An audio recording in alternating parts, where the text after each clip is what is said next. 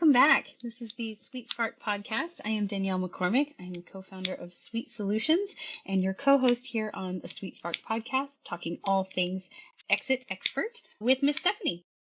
Hello, everyone. I am the other co-host, and I am so excited for today's episode. We are going to be talking all things hidden revenue opportunities. Everybody's going to be excited about this episode because everybody wants to find more revenue opportunities, right? This is exciting stuff. And what I love about what you have prepared for us today is that it is all stuff that can happen without a lot of extra effort, right? We don't want to create a new wheel or do something outside of what we've already got going. I know that people leave money on the table all of the time. Danielle, when you go into businesses, what are, let's say, the 4 top places where you find some hidden revenue opportunities? Can you tell us about those?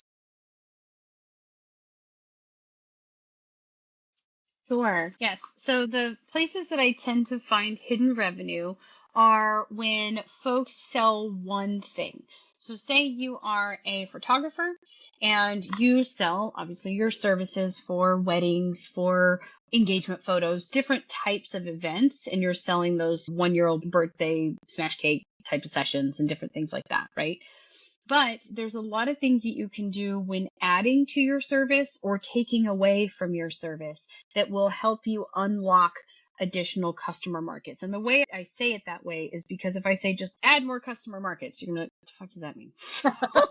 But it's taking your same knowledge, right, and packaging it in a different way that allows you to either charge more or charge less. And then you're going to bring in a different customer. You may bring a more value customer if you're going to go down the scale, or you may bring in a higher end customer that's going to go up the scale and pay you more money. And about this story, we are saying if you're a photographer, now I'm going to start posting about photography lessons. Or I'm going to start posting about different ways to pose, or I'm going to sell light filters. There's a lot of folks that do that. They'll sell presets, right? And so these are very low cost things that really don't take you much time. There's stuff that you would already be doing, but it allows you to bring in another customer segment that may be looking for photography services, but they're a little more on the DIY side rather than having you do it with or for them. Then you can go up the scale. So we went down the scale to bring in some value customers. Then you can go up the scale and you can offer more of a white glove service or more of an experience for a higher fee. So that could be you are going to bring all the props for something. You're going to rent a special location. You're going to maybe pair this. I've actually seen this with, say, trauma patients and people that are at a retreat, right? This is going to lead into partnerships a little bit, but I want to draw this distinction here, is that when you offer another service attached to this, that's when you bring in a different customer segment, or you can bring in that higher white glove type of service. I was just listening and thinking, so do you mean if you have a photography business for weddings, for example, and then you have a package that also brings in makeup artists? Is that what you mean with the partnerships? Yes. Yep. Exactly. So you can bring in partnerships with, like you said, with a wedding venue. You can bring in a partnership with a printer. You could bring in a partnership, like I said, I've seen it with actually trauma patients where they had a whole retreat and then that culminated in this like a makeover experience for the women that were there so that they could see what life could be like post as they deal with this bad thing that's happened to them. So there's a lot of different ways that you can package this to not only follow your own passions and callings and perhaps even ministries, but also bring in additional customers, additional revenue, and get your name out there. Again, while keeping your core skills the same of taking pictures. Right. So those are the first 2 places that I look for is, can you go up the value stream in terms of pricing? Can you go up and offer white glove service? Can you go down and offer a more value customer by taking things away or adding something to what your core offering is? And then can you collaborate with others and bring in something that is up the stream on the operations chain, again, like a wedding venue, or down the stream on that same operation and bringing in a printer or bringing in somebody that will blow up these pictures for you, or any number of things, right? Make you a video, all kinds of stuff like that. So there's other people that would be in your space that you can add their services to yours, upcharge for that. Again, your core offering doesn't really change and your core skill set doesn't change, doesn't require a lot of investment, but allows you to charge more and allows you to bring in more customers to your bubble. The fourth way that I would say is, can you take something that you're doing already and then enter a new market with it altogether? And when I say that is, again, I've been in many different industries, but most recently working with defense. And so working with a system that would not only do what it needed to there at the base, as far as I typically worked with like force protection type things. Okay. So you have a system that is protecting the space, but then you also have the capability of it is collecting data. And it is collecting data I was working in the drone space. So it's collecting data around it about these different drones, what types of drones, how people are flying. Kind of like when you're driving, you can figure out if somebody's texting or if they're drunk or things like that. Similar with a drone. You can figure out if somebody's flying weird, are they taking a survey of a house roof, that kind of stuff. So if you're collecting all that data, that's its own product. So it's doing its service, right? And you made a hardware sale.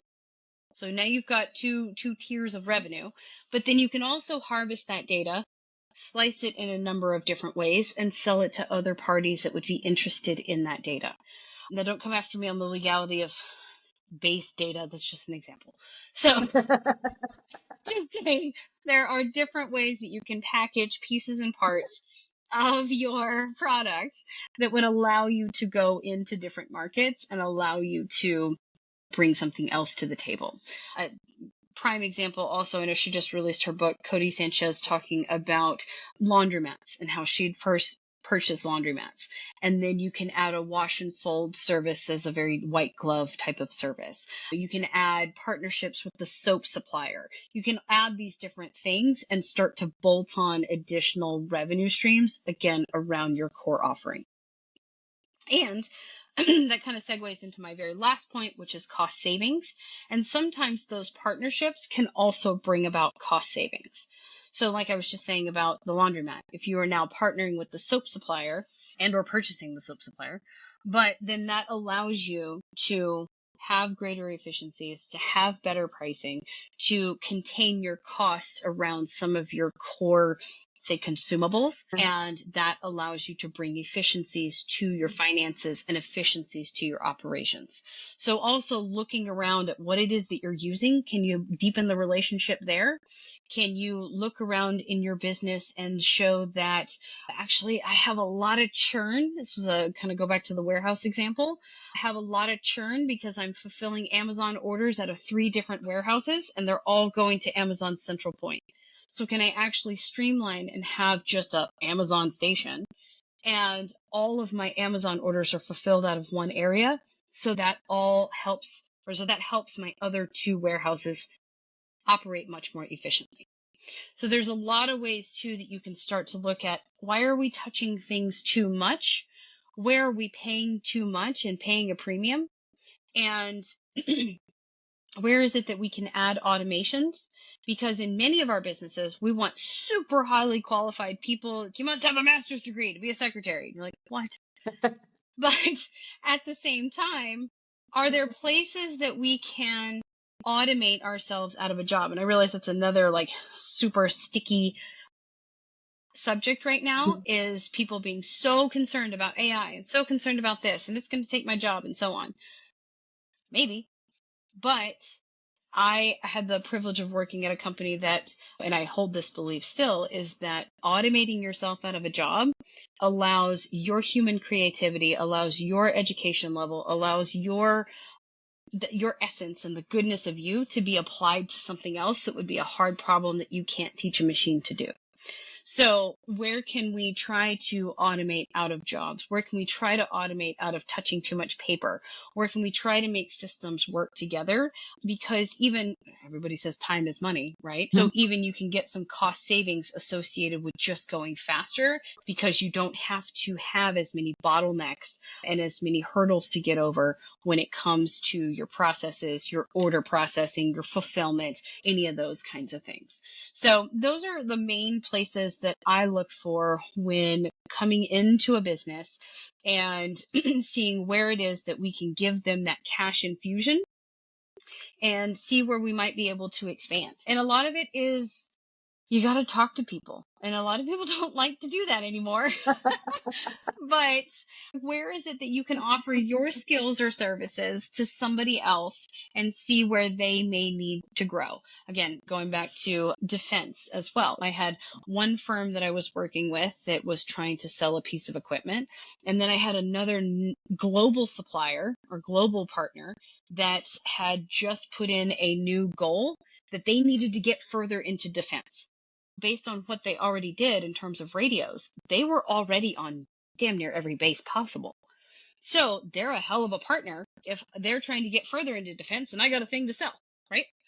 So where can you start to understand what people are trying to do in their own goals and match your goals to them so that you can move more efficiently, more effectively, and more profitably together instead of separate?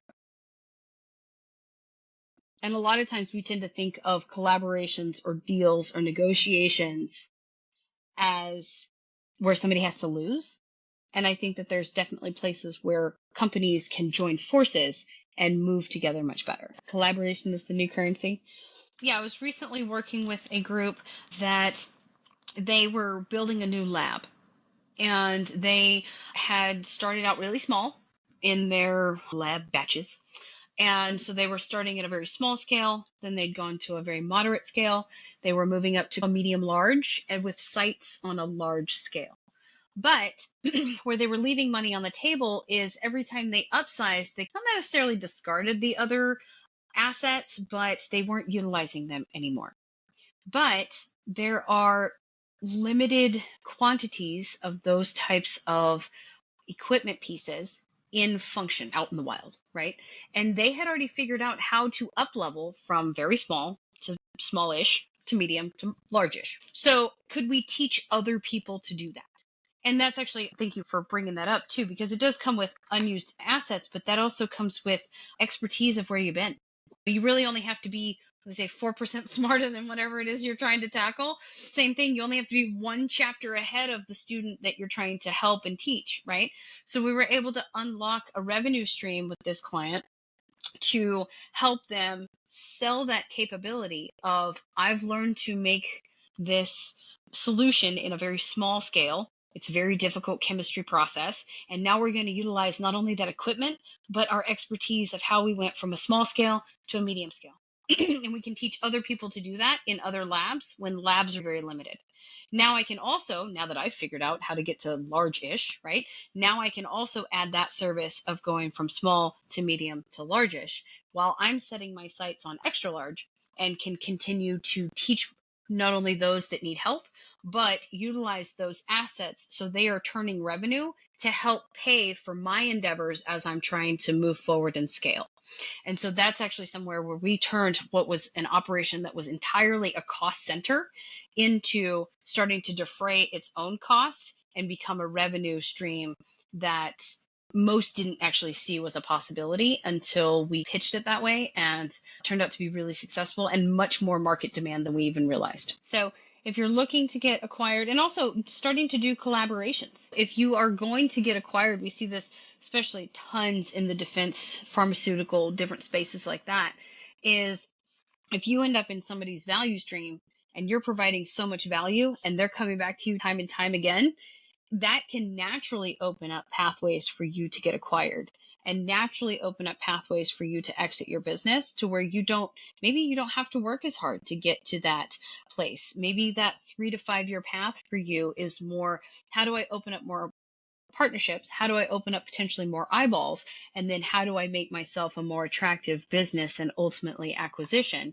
for someone in this value stream to take on so that they can defray their own costs and find efficiencies there. We also tend to see that owners can, again, because of kind of that tyranny of the immediate, like we were talking about all those fires happening, you end up setting your sights on either what your competitors are doing, and oh God, I need VC funding, or I need PE money, or I need these different infusions of massive capital, which also gives you massive reduction in your control of your business. Tread that carefully.